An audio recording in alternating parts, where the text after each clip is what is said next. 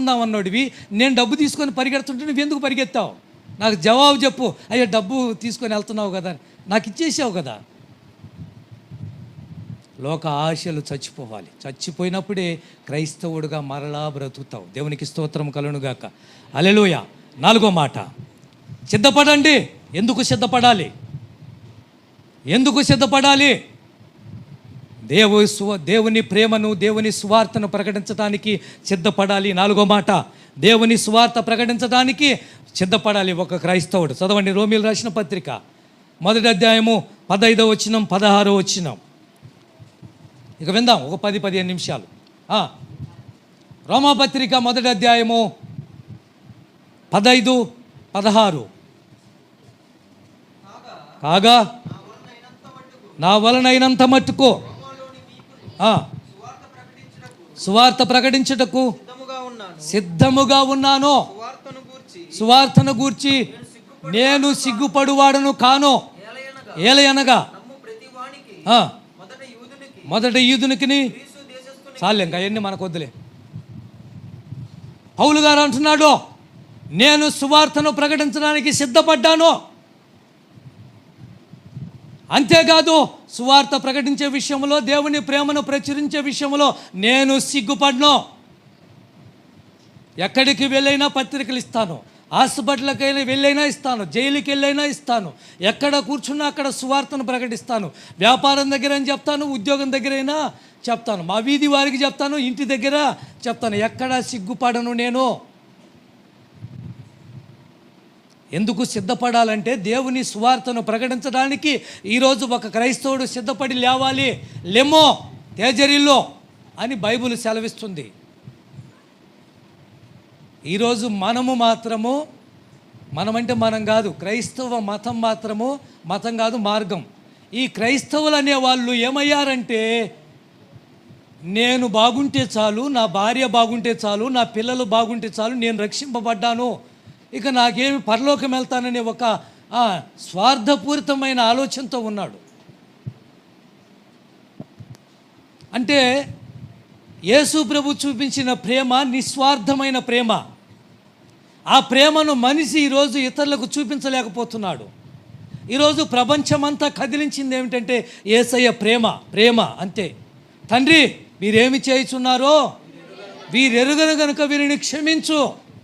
ఈ ప్రేమ లోకమంతా కూడా కదిలించింది, ప్రపంచాన్ని అతలాకుతలం చేసింది యేసయ్య ప్రేమ. ఆయుధాలు పట్టుకొని మార్చాలి ప్రపంచాన్ని వచ్చిన వారు ఆయుధాలతోనే కూలిపోయారు. యేసయ్య ప్రేమ కరుణతో వచ్చాడు.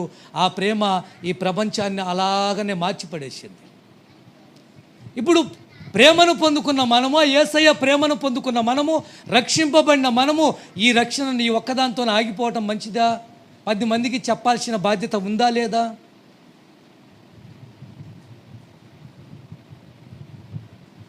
నువ్వొక్కడివే పరలోకానికి వెళ్తే ఎలా? నీ స్నేహితులు ఉన్నారు, బంధువులు ఉన్నారు, అయిన వారు ఉన్నారు, పిల్లలు ఉన్నారు, కుటుంబం ఉంది. ఇక మన భారతదేశంలో ప్రజలు మన వాళ్ళే కదా భారతీయులు. ఎవరండి భారతీయులు? భారతదేశం మా మాతృభూమి, భారతీయులందరూ మా సహోదరులు. ఎందుకు అబద్ధాలా కాదా? మీరే చెప్పండి. భారతీయులు మా సహోదరులైనప్పుడు ఎవరికో ఒకరికి నువ్వు యేసు ప్రేమను తెలియపరచాలి. నువ్వు చేస్తున్న ఉద్యోగం దగ్గర, వ్యాపారం దగ్గర, పనిచేసే దగ్గర, స్కూల్లో, కాలేజీలో, నువ్వు ఎక్కడ కూర్చున్నా ఎంతో కొంత నీ సాక్ష్యం ఉంటుంది కదా. నీ సాక్ష్యాన్ని చెప్పు. ఇప్పుడు ఉదాహరణ, సుకారు అనే గ్రామంలో ఒక అమ్మాయి ఉంది. ఆ పేరు లేదు, సమరయస్త్రీ అని రాయబడింది. ఆమె మధ్యాహ్నం నీళ్ళకొచ్చింది యాకోబు బావి దగ్గరికి. ఎప్పుడు వచ్చింది? ఏ టైంలో వచ్చింది? అమ్మ నీళ్లకు అప్పట్లో పల్లెటూరులో బావులు ఉండేవి. బావులకి ఎప్పుడు నీళ్ళకి వెళ్తారు? ఉదయము లేదా సాయంకాలం నీళ్ళకి వెళ్తారు. ఆడపిల్లలు అస్సలు మధ్యాహ్నం వెళ్ళరు. మధ్యాహ్నం ఒకవేళ నీళ్ళు లేకపోతే వెళ్ళాల్సి వస్తే భర్తను తరిమేస్తారు నీళ్ళు తీసుకురమ్మని, అంతే. అర్థమైందా మీకు? అమ్మాయిలు వెళ్ళరు. ఎందుకంటే ఆ ఊరు బయట బావులు ఉంటాయి కాబట్టి ఆ బావుల దగ్గరికి మధ్యాహ్నం పూట ఆడపిల్ల ఎందుకు? అయినా భర్త మంచోడైతే అస్సలు పంపించడు. అర్థమవుతుందా? సమరయ స్త్రీ అంటే సుకారు గ్రామానికి చెందిన ఈ అమ్మాయి మధ్యాహ్నం పూట ఒక బిందె లేక ఒక కడవెత్తుకొని వచ్చింది యాకోబు బావి దగ్గరికి. మధ్యాహ్నం ఏం పని? ఎండవేళ అంటే మిట్ట మధ్యాహ్నము. ఎలా చెప్పగలము? యేసు ప్రభు దప్పికతో ఉన్నాడు, ఎండకు అప్పటికి నడిచి వచ్చి బావి దగ్గర. మధ్యాహ్నం పూట ఏం పని ఆమెకు? వచ్చినప్పుడు యేసు ప్రభు కలుసుకున్నాడు ఆవిడ్ని. అమ్మ కాస్త మంచినీళ్ళు పోయి దప్పికెళ్తున్నాయన్నాడు. ఆయన చూడగానే కొంత డిస్కషన్ జరిగింది అక్కడ. ఆయన చూడగానే ఏమంది? నువ్వు ఈదుడువు కదా, మేము సమరయులం కదా, మీకు మాకు ఏం లేదు, సాంగత్యం లేదు కదా, మీకు మాకు కలుసుకునే అవకాశం లేదు కదా, నువ్వు నీళ్ళు అడగటం మంచిదేనా మమ్మల్ని అని మాట్లాడుతుంది. వాస్తవమే, సమరయులంటే యూదులకు పడదు. సమరయులు కంకర జాతి వారని, సమరయులు హీన జాతి వారని, సమరయులు ఒక భయంకరమైన పాపాత్మలని ఎంచుకునే వాళ్ళు యూదులు. ఎందుకంటే యూదులు నిష్ట కలిగిన వారు కాబట్టి. అలాంటి పరిస్థితుల్లో యేసుప్రభు ఏమన్నాడు? అమ్మ నేను అడుగుతున్న వాడు ఎవడో నీకు తెలిస్తే, నేను ఎవరో తెలిస్తే నన్నే నీళ్ళు అడుగుతావు అన్నాడు. చాలా మంచి మాట. ఆ మాట వినగానే మా యాకోబు కంటే నువ్వు గొప్పవాడివా అంటది ఆవిడ. ఈ బావిని కట్టించింది యాకోబే కదా, యాకోబు బావేది. యాకోబు కంటే గొప్పవాడివా అంటే, అమ్మ నువ్విచ్చే నీళ్లు తాగితే వెంటనే రప్పికవుతాయి, మరలా నేనిచ్చే నీళ్లు త్రాగితే ఇంకా ఎన్నడూ దప్పికో. ఈ మాటలు ఎప్పుడైతే విన్నదో ఆశ కలిగింది ఆవిడికి. అవునా, అలా ఉంటాయా నీళ్ళు? అవును, అవి నీటి బుగ్గలుగా నీలోనే ఉబ్బుతాయి అంటాడు. ఈ మాటలు వినగానే అయ్యా ఆ నీళ్ళు నాకు కావాలి, నా భర్తకు కూడా కావాలి, తీసుకొస్తానంటది. నీకుంది ఒక భర్త కాదమ్మా, 5 మంది భర్తలు ఉన్నారు. ఎంతమంది? 5 మంది భర్తలు ఉన్నారు. నువ్వు కాపురం చేస్తుంది ఒక భర్తతో కాదు. ఇప్పుడు ఉన్నవాడు కూడా నీ భర్త కాడో అంటే 6 మందితో నువ్వు కాపురం చేస్తున్నావు అంటే దీని అర్థాలు వేర్లండి. మీరు అట్లా ఆ లెక్కలోకి వెళ్ళారు. సమరయ స్త్రీ ఆమె ఒక వ్యభిచారం చేసిందని అట్లా అనుకోకండి. ఆ సబ్జెక్ట్ వేరు. వీలైతే సమరయ స్త్రీ గురించి పూర్తి వివరణ ప్రభు చిత్తమైతే మరొకసారి ఇస్తాను. 5 మంది భర్తలు అంటే వేరు, వాళ్ళు వేరు. విగ్రహారాధనకు సంబంధించిన సబ్జెక్ట్ అది. ఇప్పుడు ఉన్నవాడు కూడా నీ భర్త కాడో అని ఎప్పుడైతే చెప్పాడో ఆ మాటలు విన్న వీవిడ కంగు తిని, అయ్యో నా జీవితం మొత్తం వివరిస్తున్నాడే, ఎవరైనా ఈయన మెస్సయ్యానా, నువ్వేనా లోకానికి రాబోతున్న మెస్సయ్యావు? అవునమ్మా. వెంటనే తన చేతిలో ఉన్న కుండను అక్కడే వదిలిపెట్టేసింది. పరిగెత్తుకుంటా సుకార్ అనే గ్రామానికి వెళ్ళింది. ఏం చెప్పిందో తెలుసా మీకు? రండి, నేను చేసినవన్నీ, నాతో చెప్పిన వాడిని చూశాను, నా జీవితాన్ని మార్చిన వాడిని చూశాను, నా బ్రతుకును బాగు చేసిన వాడు వచ్చాడో ఆయనే లోకరక్షకుడు అని సుకారు గ్రామానికి చెప్పింది. ఈరోజు నేను అడుగుతున్నాను, ఎవరికైనా ఒక్కరికి, వారానికి ఒక్కరికి సువార్త వినిపించావు నువ్వు? అడుగుతున్నాను ప్రియమైనది, ఈ మాటలు మీకు బాగా అర్థం కావాలి. వారానికి ఒక్కరికి, నెలకు ఒక్కరిని మందిరానికి నడిపించే ఆలోచన ఉందా మీకు?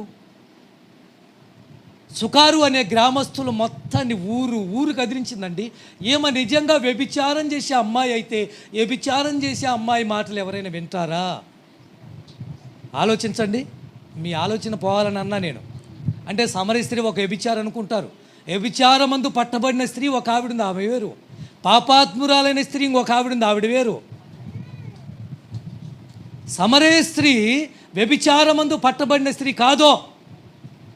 వ్యభిచారం ఇప్పుడు ఒక పనికిమాలిన అమ్మాయి, ఒక సాక్ష్యము లేని అమ్మాయి, ఒక గుణము లేని అమ్మాయి వచ్చి ఇదిగో ఇలా ఉందంటే ఎవరు నమ్ముతారు చెప్పండి? మీరే చెప్పండి. అంటే సమరయ స్త్రీ అలాంటిది కాదు. సుకారు గ్రామానికి వెళ్ళి సువార్తను ప్రకటించింది. ఊరు కదిలి వచ్చింది యేసు ప్రభు దగ్గరికి. చదవండి 4వ అధ్యాయము యోహాను సువార్త 28వ వచనం. 28వ వచనం 4:28. ఆ స్త్రీ తన కుండ విడిచిపెట్టి, ఏం విడిచిపెట్టింది? తన కుండను వదిలిపెట్టి ఊరిలోనికి వెళ్ళి మీరు వచ్చి నేను చేసినవన్నీ నాతో చెప్పిన మనిషిని చూడండి. ఈయన క్రీస్తు కాడా? ఈయన లోకరక్షకుడు కాడా? ఈయన అభిషేక్తుడు కాడా?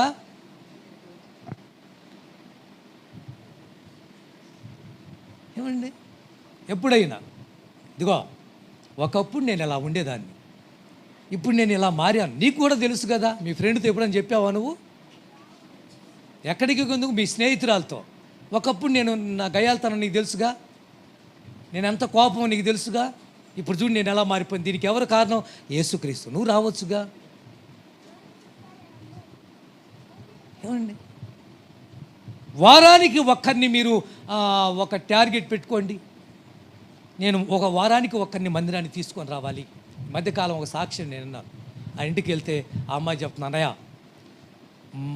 మేము చేసే ఆ ఉద్యోగం దగ్గర మా ఫ్రెండ్ ఒక అమ్మాయి ఉంది, పొద్దస్తమానం బాప్తీషన్ తీసుకో అంటుంది అని అంది.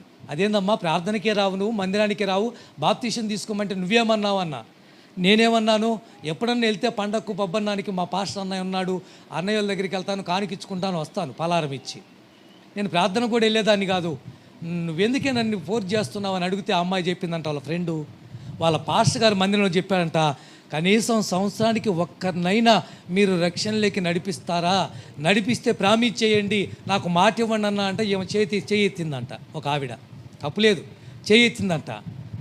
ఎవరినైనా మీ స్నేహితులనైనా ఎవరినైనా మారుస్తాను, ప్రభువులోకి నడిపిస్తే చేయెత్తిందంట. చెయ్యెత్తితే ఇప్పుడు ఫ్రెండ్ ఈ అమ్మాయే కదా, ఉద్యోగంలో పక్కనే ఉంది కాబట్టి పొద్దుస్తమానం నువ్వు బాప్తీషన్ తీసుకో ఈ అమ్మాయిని ఫోర్స్ చేస్తూ ఉంది. ఎవరు? పక్కన ఉన్న అమ్మాయి. ప్రార్థనకే వెళ్ళటం ఈ అమ్మాయికి తెలియదు, బాప్తీషానికి ఎలా సిద్ధపడ. అలా కాదు. ఆ అమ్మాయికి ఏదో ఒక సమస్య వచ్చింది, స్నేహితురాలే కదా, ఏదో ఒక జ్వరము, ఏదో ఒక బలహీనత, ఏదో కష్టము, ఏదో ఒక అప్పు, కొడుకో కూతురు, ఏదో ఒక సమస్య వచ్చి నీతో ఆ గోడు చెప్పుకుంటుంది. కొడుకు ఇలా ఉన్నాడు, కూతురు ఇలా ఉంది, ఏం చేయాలో అర్థం కాలేదు, ఫ్రెండు కాబట్టి. అప్పుడు నీకు ఒక అవకాశం సువార్త చెప్పటానికి. నా ఇంట్లో పరిస్థితి ఇలా బాగాలేదు, మా ఆయన ఇలా ఉన్నాడని చెప్పినప్పుడు ఓ పని చేయి, నువ్వు మందిరానికి రా, మా పాస్టర్ గారు ప్రార్థన చేస్తాడు, ఒక అద్భుతమైన సందేశాలు అందిస్తాడు, వాక్యం విను, ఆశీర్వాదం తీసుకో, ప్రార్థన చేయించుకొని రా, సమస్య దేవుడు పరిష్కారం. ఒక అవకాశం కోసం ఎదురు చూడాలి సువార్త చెప్పేవాళ్ళు. అవకాశం లేకుండా నువ్వు బాప్తీషన్ తీసుకో. ఏసన్న గారు పాపము అప్పుడు ఎప్పుడో సాక్ష్యం విన్నా, కడుపుల నొప్పితో ఒకటి ఉంటే హాస్పిటల్లో ఈయన పిలిచారట ప్రార్థన చేయటానికి. ఈయన పిలిస్తే ఈయన వెళ్ళి, అప్పుడులో చిన్న వయసు కదా, అప్పుడే యవన దశలో ఉన్నాడు, చిన్న వయసు. కడుపుల నొప్పి దగ్గరికి వెళ్ళి నువ్వు నరకానికి వెళ్ళిపోతావు నమ్మకపోతే ఏసైను, నువ్వు నమ్ముకో ఏసైను, నువ్వు వెంటనే బాప్తీషన్ తీసుకో, ఏసైను నమ్ముకుంటేనే పరలోకం అంటుంటే ఈడు కడుపుల నొప్పితో గిలగిల కొడుకుంటూ ఒక తనుదని అంట పాపం కాళ్ళ కింద ఉంటే ఏసన్న గారిని పోయి ఆడబడ్డాడట. ఆయనకు అర్థం కాలే, అప్పట్లో ఆయనకు అర్థం కాల. కడుపుల నొప్పి దగ్గరికి వెళ్ళి ఏం ప్రార్థన చేయాలి? వాడికి స్వస్థత కావాలి, ప్రభువా వీడిని స్వస్థపరచు. ఆ ప్రార్థన చేస్తే వాడు బాగుపడ్డాడంటే యేసయ్య మందిరానికి తప్పకుండా పరిగెడతాడు. అంటే ఏ కోణంలో సువార్త ప్రకటించాలి, ఏ విధంగా సువార్త ప్రకటించాలి? ఒక అవకాశం నీకు దొరికిద్ది, అవకాశాన్ని యూజ్ చేసుకోవాలి మనం. సమరయ స్త్రీ సుకారు గ్రామం మొత్తాన్ని కూడా చదవండి. 39వ వచనం 4వ అధ్యాయం 39 యోహాను సువార్త 4వ అధ్యాయం 39. నేను చేసినవన్నీ నాతో చెప్పానని సాక్ష్యం ఇచ్చిన స్త్రీ యొక్క మాటను బట్టి. అని చెప్పిందా లేదా? వాళ్ళందరికీ ఊరు మొత్తానికి చెప్పిందా లేకపోతే చెప్పలేదా? దండోరా వేసింది. నా జీవితాన్ని మార్చాడో, నా బ్రతుకును మార్చాడో, నేనేం చేశానో చెప్పగలిగిన దేవుడు, అందుకే పాపం అనే కుండను అక్కడ వదిలిపెట్టి వచ్చాను, నా జీవితం మారిపోయింది. ఈయన క్రీస్తు కాడా, ఈయన రక్షకుడు కాడా అని చెప్తే వాళ్ళు అంటున్నారు ఆమె చెప్పిన మాటలు కాకుండా స్త్రీ యొక్క మాటను బట్టి ఆ ఊరిలోని సమరయులలో అనేకులు ఆయన యందు విశ్వాసం ఉంచారు. ఆయన యందు ఏముంచారు? విశ్వాసం ఉంచారు. ఇంకా 2 రోజులు మా దగ్గర ఉండు అని వేడుకున్నారు. మీకు చెప్పనా, ఒక్క ఆత్మ విలువ ₹1 కోటి. గుర్తుపెట్టుకోండి. ఒక్కరిని నువ్వు రక్షిస్తే, ఒక్కరిని ప్రభు దగ్గరికి నడిపించగలిగితే వారి విలువ ఎంతో తెలుసా? ₹1 కోటి నువ్వు జమ చేసుకున్నట్టు. అది ఆత్మకు ఉన్న విలువ. 1,00,00,000 రూపాయలు నువ్వు ప్రభు దగ్గర దాచిపెట్టుకున్నావు, బ్యాంకీలో దాచిపెట్టుకున్నావు. పరలోకంలో ధనం కూర్చుకోండి, భూమి మీద కాదంటే ఇదే. పరలోకంలో ధనం కూర్చుకోవడం అంటే పరలోకంలో బ్యాంక్ అకౌంట్ ఓపెన్ చేసి ఆధార్ కార్డు ఇవ్వటం కాదు. మరేంటి, ఈ భూమి మీద ఉన్నప్పుడు దేవుని సేవకు ఉపయోగపడి దేవుని సువార్తను ప్రకటించి నీ ద్వారా ఒక్కరిని ప్రభువు దగ్గరికి నడిపించగలిగిన నాడు పరలోకంలో నీకు ధనం ఉంటుంది. ఈరోజు మాకెందుకు డబ్బు కోసం ఈ సేవ చేస్తున్నామా? ఎందుకు మేము ప్రయాసపడుతున్నాం? ఉపవాసాలు ఎందుకు ఉంటున్నాం? ఎందుకు దీక్షలో ఉంటున్నాం అంటే కారణం ఏంటి తెలుసా? ఆత్మల రక్షణ కొరకు. ఆత్మలను రక్షించుకోవాలి, దేవుడికి లెక్కప్ప చెప్పాలి, సంఘాన్ని తీసుకెళ్ళి దేవుని ఎదుట నిలబెట్టాలి. ఎంతమందిని రక్షించావంటే మీ అందరినీ చూపించాలి. మీకు బహుమతి ఆయన ఇస్తాడు, నాకు అది గిఫ్ట్ ఆయన ఇస్తాడు, డబ్బులు ఆయన ఇస్తాడు. ప్రియమైన దేవుని బిడ్డలారా, ఎవరైతే మారుతారో గుర్తుపెట్టుకోండి, వాళ్ళు మౌనంగా ఉండరు. ఇది మర్చిపోకండి. మారిన వారు, మారు మనసు పొందిన వారు, పరిశుద్ధతలోకి వచ్చిన వారు, భక్తిలో చేస్తున్న వారు అస్సలు మౌనంగా ఉండలేరు. వ్యాపారం చేస్తూ కూడా సువార్త ప్రకటిస్తారు. ఒక పక్క చదువుకుంటా కూడా సువార్త ప్రకటిస్తారు. ఉద్యోగం చేసుకుంటా కూడా సువార్త ప్రకటిస్తారు. గుర్తుందా? మారిన వారు ఏముండరు, మౌనంగా ఉండరు. రెండో వారు, బాగుపడిన వారు సాక్ష్యం చెప్పకుండా ఉంటారా? మీరే చెప్పండి అమ్మా, బాగుపడిన వారు సాక్ష్యం చెప్పకుండా ఉంటారా? ఎన్ని దెయ్యాలు పట్టిన వాడికి? 2,000 దెయ్యాలు అనుకోండి. 2,000 కాదు, ఎక్కువే. చాలా అంటే 5,000 దాకా ఉంటుంది లెక్క. 3,000 కానించి 5,000 లెక్క ఉంటుంది చాలా అంటే. కానీ 2,000 దెయ్యాలని ఎడ చెప్తున్నామంటే అక్కడ 2,000 పందులు ఉన్నాయి. ఆ దెయ్యాలను గద్దించినప్పుడు 2,000 పందుల్లోకి 2,000 దెయ్యాలు వెళ్ళినాయి కాబట్టి, ఆ దెయ్యాలు వెళ్ళినాయి కాబట్టి 2,000 పందుల్లోకి వెళ్ళాయి కాబట్టి 2,000 అంటున్నాం. బాగవేనండి. వీడికి పట్టిన దెయ్యం ఎలాంటిది? అపవిత్ర ఆత్మ. ఏం చేస్తుంది? సంఖ్యలు పెట్టి బిగించినా తెంపి పడేస్తుంది. ఇంకా ఏం చేస్తుంది? ఇంటి పట్టును ఉంచదు. ఇంటి పట్టును ఉండరు కొంతమంది. ఏమంటే ఇంటి పట్టును ఉంచదు, తిరిగే పని వీధులు తిరుగుతూ ఉంటారు.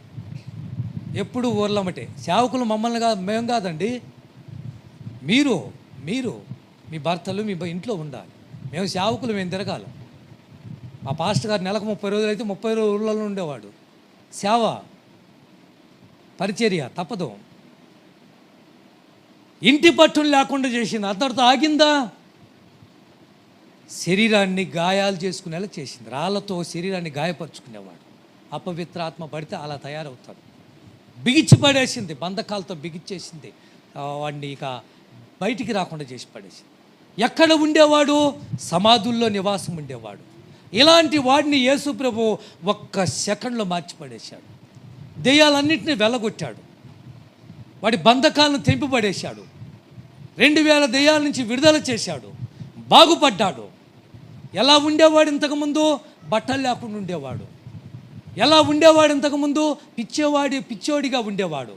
దారిన వచ్చే వాళ్ళను పోయే వాళ్ళను కొట్టేవాడు, కేకలేసేవాడు. అంతే, ఇళ్లలో కేకలు, సమాధుల్లో కేకలేసేవాడు. శరీరం అంతా నాశనం చేసుకున్నాడు. ఈరోజు ఎంతమంది కళ్ళు పాడైపోతున్నాయి, ఒళ్ళు పాడైపోతుంది. ఈ సెల్ ఫోన్లు వచ్చినాక ఇంకా పాడైపోయారు. ఏమండి, ఇంతకుముందు టీవీ ఒక దెయ్యం అనేవాళ్ళు పాస్టర్లు మేము చిన్న వయసులో ఉన్నప్పుడు. ఇప్పుడు సెల్ ఫోన్ ఒక పెద్ద దెయ్యం అయిపోయింది అని అంటారా? అది మంచికి ఉపయోగించవచ్చు, చెడుకు ఉపయోగించదు. రిమోట్ నీ చేతిలోనుంది బ్రదర్, రిమోట్ మీ చేతిలోనుంది అమ్మా. అది ఏది పెట్టుకోవాలో నీ చేతిలోనుంది. అర్థమైందా? రిమోట్ అంటే టీవీ దగ్గర రిమోట్ ఉంటుంది కదా, అది మన చేతిలో ఉంటుంది. నువ్వు మంచిది పెట్టుకోవాలా, చెడ్డది పెట్టుకోవాలా. సెల్ ఫోన్ నీ చేతిలోనుంది. మంచి చూడాలా, చెడు చూడాలి, నీ చేతిలోనే ఉంది. ఇంకెవరు చెప్పనక్కర్లా లేదు. శరీరం అంతా నాశనం చేసుకున్నాడు. ఆఖరికి వాడు సమాధుల్లోనే నివాసం ఉంటున్నాడు. భార్య పిల్లలేమో అల్లాడిపోతున్నారు. అలాంటి వాడిని ప్రభు బాగు చేశాడండి. దిగంబరిగా ఉన్నవాడు, శరీరాన్ని గాయపరుచుకునేవాడు, సమాధుల్లో కేకలు పెట్టేవాడు, ఇంటి పట్టును ఉండనివాడు, అలాంటి వాడిని బాగు చేస్తే వాడు బట్టలు ధరించి, మార్కు సువార్తలో వాడు బట్టలు ధరించి యేసు ప్రభు దగ్గర కూర్చున్నాడు. దేవునికి స్తోత్రం, హల్లెలూయా. మార్కు సువార్త 5వ అధ్యాయం 19వ వచనం. 5:19. మార్కు సువార్త 5:19. ఆయన వానికి సెలవీయక నీవు నీ ఇంటి వద్దకు వెళ్ళి ప్రభువు నీ యందు కనికరపడి నీకు చేసిన కార్యములన్నిటిని వారికి తెలియజెప్పమనెను.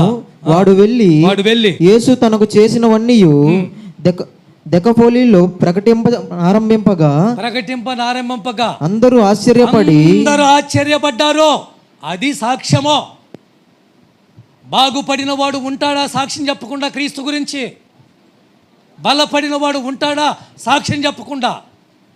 స్థిరపడిన వాడు ఉంటాడా సాక్ష్యం చెప్పకుండా? అవునన్నా, ఈరోజు ఉద్యోగం వచ్చింది, దేవుడిచ్చాడన్నా అని చెప్పకుండా ఉంటావా నువ్వు? హాస్పిటల్లో డాక్టర్లు చెప్పారన్నా చచ్చిపోతారని, దేవుడు కనికరించి ఆయన చేయి చాచి నన్ను బలపరిచాడన్నా, బతికాను, సాక్ష్యం చెప్పకుండా ఉంటావా నువ్వు? అసలు పెళ్ళే కాదనుకున్నాను, కూతురికి కొడుకు పెళ్ళి అయిందన్నా, దేవుని చిత్తం ఇది, ఆయన సాక్ష్యం చెప్పకుండా ఉంటావా నువ్వు? ఇంత ఇల్లు కట్టలేననుకున్నాను, నేను అనుకోలేదన్నా ఇంత ఇల్లు కడతానని. ఈరోజు ఒక అద్భుతమైన బిల్డింగ్ దేవుడు కట్టించాడు. ఉంటావా మౌనంగా సాక్ష్యం చెప్పకుండా? బాగుపడిన వారు ఉంటారా? ఉండలేదండి. చాలా దేయాలు పట్టినవాడు ఊరూరు తిరిగాడు. దెక్క పోలికలంటే 10 ఊర్లు. వాడికి రెండో పని లేదు, బైబిల్ చేత పట్టుకున్నాడు, ఊరూరు తిరగటం మొదలుపెట్టాడు. ఇదిగో చూడండి, ఒకప్పుడు నేను దెయ్యం బట్టి సమాధుల్లో ఉండేవాడిని, శరీరాన్ని అపవిత్రపరుచుకునేవాడిని, శరీరమైన కోరికలు, సినిమాలు చూసేవాడిని, షికారులు చేసేవాడిని, అమ్మాయిలతో తిరిగేవాడిని, పనికి మాలిన వాడిని. ఇలాంటి వాడిని దేవుడు మార్చాడో చెప్పలా?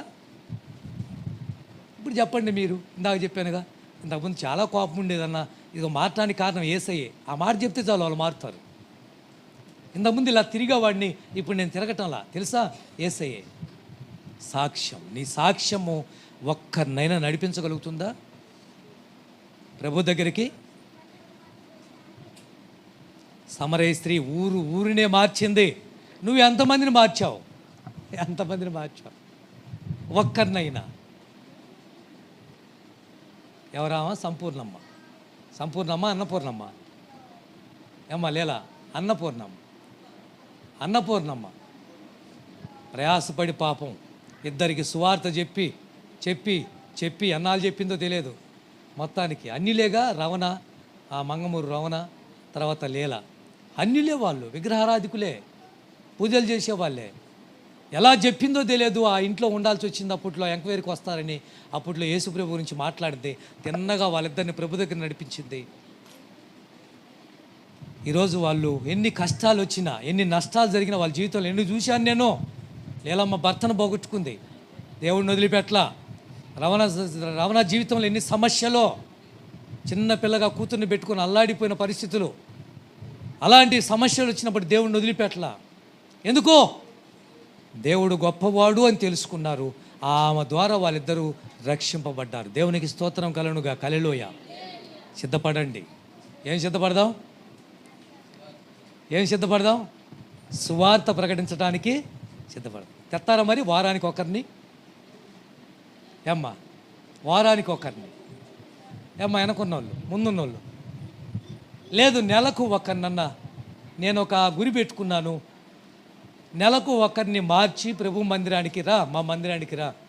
మళ్ళీ మీరు కలవ టెంపుల్కి తీసుకెళ్ళకండి, మా మందిరానికి రా.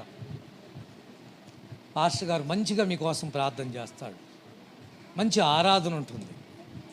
ఏ కష్టం వచ్చినా ఆయన హాస్పిటల్ ఏదన్నా వస్తే మీ దగ్గరకు వస్తాడు. చెప్పండి. ఒక హాస్పిటల్ నిండుతుందంటే ఎవరిని బట్టి చెప్పండి? ఎవరిని బట్టి? డాక్టర్ గారిని బట్టా? ఒక హాస్పిటల్ నిండా జనం వెళ్తున్నారు, ఎవరిని బట్టి?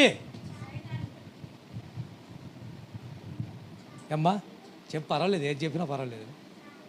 ఒక హాస్పిటల్ నిండుతున్నారంటే అక్కడ వెళ్ళిన పేషెంట్లు ఏం చెప్తున్నారు తెలుసా? ఇదిగో అక్క, అలాంటి డాక్టర్ దగ్గరికి వెళ్ళు, ఆయన హస్తవాది మంచిది, ట్రీట్మెంట్ బాగా చేస్తాడు, చాలా బాగా మాట్లాడతాడు, నేను అక్కడికి వెళ్ళే బాగుపడి వచ్చాను. ఇలా చెప్తే హాస్పిటల్కు జనం వెళ్ళిపోతున్నారు. అర్థమవుతుందా? యేసయ్య మందిరానికి నిండాలి అంటే మనల్లో ఒక్కొక్కరికి సువార్త చెప్పి ఒక్కొక్కరిని నడిపిస్తే చాలు. ముందు మన ఇంట్లో వాళ్ళు నడవాలి, ఆ తర్వాత నీ ఇరుగు పొరుగు వారిని నడిపించాలి, మీ స్నేహితులను, బంధువుల్ని. ఆ తర్వాత టార్గెట్ ఒక్కొక్కరిని పెట్టుకో. ఈరోజు ఈ వారంలో ఒకరికి సువార్త ప్రకటించాలి. డాక్టర్ని బట్టి కాదు, ఒక పేషెంట్ బాగుపడ్డాడు, ఆ పేషెంట్ వెళ్ళి 10 మందికి చెప్పాడు, ఆ 10 మంది వెళ్ళి 20 మందికి చెప్పారు, 20 మంది వెళ్ళి 100 మందికి చెప్పారు. ఆ హాస్పిటల్ నిండా జనం వెళ్తున్నారు. అక్కడికి వెళ్తే ఆపరేషన్ చేయకుండానే ప్రెగ్నెంట్గా ఉన్నవారికి, ఆపరేషన్ లేకుండానే కానుపోయేటట్టు ప్లాన్ చేస్తారంటే ఎందుకు వెళ్ళారు చెప్పండి? సేమకుర్తి ఒక పిల్లల హాస్పిటల్ ఉంది, అక్కడికి వెళ్ళా నేను. మా పాస్టర్ నేను ఇద్దరం వెళ్తే హాస్పిటల్ నిండా జనమే, అందరూ గర్భిణీ స్త్రీలే. ఏంటే ఎందుకు ఇలా ఇక్కడికే వస్తున్నారు? అంటే వాళ్ళు ఇక్కడెక్కడో కాదు, ఒంగోలు, కావలి, నెల్లూరు, చుట్టుపక్కల వాళ్ళు. ఎందుకు ఇక్కడికి వస్తున్నారంటే ఇక్కడ వెంటనే పొట్ట కొయ్యరండి. బిడ్డ అడ్డం తిరిగిందని పొట్ట కోసి బిడ్డను తీయరో, 25,000 30,000 అవుతుందని చెప్పరో, ముందు కానుపు అవ్వటానికి వాళ్ళు ప్రయత్నం చేస్తారు. అది హాస్పిటల్ నిండుతుంది అంటే అర్థం తెలుసా మీకు? 10,000 రూపాయలకి అక్కడ కానుపోయేటట్టు ప్లాన్ చేసి సింపుల్గా 5-10,000లో బయటికి తెస్తున్నారు. అందుకు నువ్వు చెప్తే ఎందుకు రారు ప్రార్థనకి? నీ కుటుంబం ఎందుకు రాదు ప్రార్థనకి? ఐదో మాట క్షమించాలి. 5వ మాట, ఎందుకు సిద్ధపడాలి అంటే దేవుని రాకడ త్వరలో రానయ్యున్నది కాబట్టి మనము సిద్ధపడాలి. యేసుక్రీస్తు రాబోతున్నాడు, దైవ కుమారుడు రాబోతున్నాడు. ఏ విధంగా మేఘాల మీద ఆయన వెళ్ళటం మీరు చూశారో అదే విధంగా ఆయన రాబోతున్నాడు. అపోస్తుల కార్యాల్లో ఉంటాయి ఆ మాటలు. చదవండి ఇప్పుడు ఇంకొక మాట మత్తయి సువార్త 24:44 24 అధ్యాయము 44వ వచనం. మీరు అనుకొనని గడియలో మనిషి కుమారుడు వచ్చును గనుకనే మీరును సిద్ధంగా ఉండండి, సిద్ధపడండి. మీకు తెలియదు ఎప్పుడు వస్తాడో తెలియదు, దొంగ ఏ వేళకు వస్తాడో తెలియదు. దొంగ వచ్చినట్లుగా దేవుని కుమారుడు వస్తాడు. గర్భిణీ స్త్రీ ప్రసవ దినాలు నిండినప్పుడు ఎప్పుడు కానుపోతుందో తెలియదు. ఆ విధంగా క్రీస్తు వస్తాడు ఈ లోకంలోకి. ఆయన వచ్చినప్పుడు విడవబడ్డావా అంతే, నీ గతి ఇంకా అంతే. భయంకరమైన 7 ఏళ్ల శ్రమల్లో అల్లాడిపోవాల్సి వస్తుంది. మిడతల దండు వచ్చేది 7 ఏళ్ల శ్రమలోనే. భయంకరమైన కరువు వచ్చేది, పిల్లలను తినే రోజులు వచ్చేది, మనుషుల యొక్క శరీరాలను పీక్కు తినే రోజులు ఆ 7 సంవత్సరాల్లోనే. మనిషి సావాలని పరిగెడతాడు, చచ్చిపోదామంటే సావు రాదట ఆ రోజుల్లోనే. అందుకే సంఘము ఎత్తబడాలి. 7 ఏళ్ల శ్రమలకు ముందే సంఘం ఎత్తబడాలి. 7 ఏళ్ల విందు మధ్య ఆకాశంలో దొరికిద్ది. 7 ఆకాశాలు ఉంటాయి, మధ్య ఆకాశంలో జరిగిద్ది. కానీ ముఖ్యమైన 3 ఆకాశాలే. మధ్య ఆకాశములో పాలు తేనెలు ప్రవహించే దేశంగా ఒక ఇందు ఉంటుంది. అదే పెళ్లి కుమారుడు విందు. క్రీస్తు పెళ్లి కుమారుడు, సంఘము పెళ్లి కుమార్తెకు పోల్చారు. యేసు పెళ్లి కుమారుడుగా భూమి మీదకి అడుగు పెట్టినప్పుడు పెళ్లి కుమార్తెగా అన్ని ఆభరణాలు ధరించుకొని పెళ్లి కుమారుడికి ఇష్టపడిన రీతిగా సిద్ధపడాలి. పెళ్లి కుమారుడు సిద్ధపడాలంటే నిన్న పెళ్లి చేశాం కదా, అమ్మాయి ఎట్లా ఉంది? మనం చర్చికి వచ్చారు, అమ్మాయి ఎలా ఉంది? అమ్మాయి కుందన బొమ్మ మాదిరిగుంటే ఆ అబ్బాయి ఏమో డ్రెస్ మంచిదన్న వేసుకొని రావచ్చు కదరా అని అన్నాను. అంటే అబ్బాయి ఇష్టపడటానికి అమ్మాయి రకరకాల ప్రయత్నాలు చేస్తున్నారు ఈ రోజున. ఏమండి, మరి అబ్బాయిలేమో వాళ్ళు ఉన్నారులే, మోకాళ్ళ కాడి చినిగిన ప్యాంట్లు, పిక్కల కాడి చినిగిన ప్యాంట్లు వేసుకొని తిరుగుతున్నారు. ఆ జుట్టును చూడాలి, మగవాళ్ళ జుట్టును చూడాలి, అబ్బాయిల జుట్లు కాకిబొచ్చు మాదిరిగా ఆడాడ జుట్టుంచేది, మిగతా ఎంత కటింగ్ చేసేది. అది క్రైస్తవులకు మంచిది కాదండి. క్రైస్తవులకు కొన్ని హద్దులు ఉన్నాయి. హద్దుల్లో దాటడానికి వీల్లేదు. పరుగు పందెంలో పరిగెత్తేవాడు గెరలోనే పరిగెత్తాలి, గెర దాటి అటు ఇటు వెళ్ళటానికి లేదా. పరుగు పందెం వాడు పరిగెత్తాలంటే గెరలోనే పరిగెత్తాలి. క్రైస్తవుడు కొన్ని హద్దులు ఉన్నాయి. సిద్ధపడండి, యేసు రాబోతున్నాడు, సిద్ధపడండి. సిద్ధపడకపోతే విడువబడతావు. ఇద్దరు మంచం మీద పడుకుంటారట, ఒకరేమో ఎత్తబడతారు, ఇద్దరు పొలంలో ఉంటారంట, ఒకరేమో ఎత్తబడతారు, ఒకరేమో విడువ.